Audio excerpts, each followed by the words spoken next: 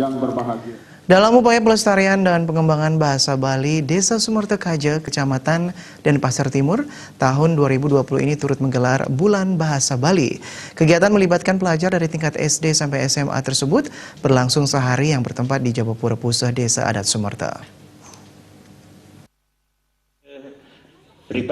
Pelaksanaan Bulan Bahasa Bali di Desa Sumertekaja ini mengacu pada Peraturan Gubernur Bali Nomor 80 Tahun 2018 tentang pelindungan dan penggunaan bahasa, aksara dan sastra Bali. Kegiatan yang berlangsung sehari penuh itu dibuka perbekal Desa Sumertekaja I Gusti Nguramayun, Ketua BPD Desa Sumertekaja Gede Budiarta, dan Sekretaris Camat Denpasar Timur Inyoman Tirada. Bulan Bahasa Bali diisi lomba-lomba yang diikuti para peserta dari masing-masing banjar di Desa Sumertekaja. 4 jenis lomba yang mengisi kegiatan Bulan Bahasa Bali kedua tahun ini meliputi lomba nyurat aksara Bali untuk tingkat SD umur 6 sampai 12 tahun, lomba ngewacen aksara Bali untuk SD dan SMP, lomba nyatwa Bali untuk ibu-ibu PKK, dan lomba geguritan berpasangan putra-putri umur 12 sampai 18 tahun.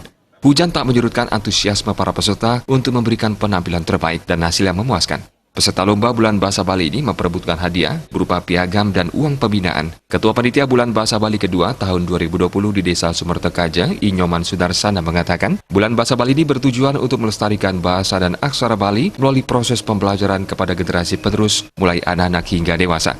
Pembiayaan kegiatan yang bersumber dari anggaran APBDes Desa Sumertekaja itu dimaksudkan untuk mendukung program pemerintah Provinsi Bali dalam upaya melestarikan budaya sesuai dengan visi misi Gubernur Bali, yaitu Nangun Satkerti Loka Bali.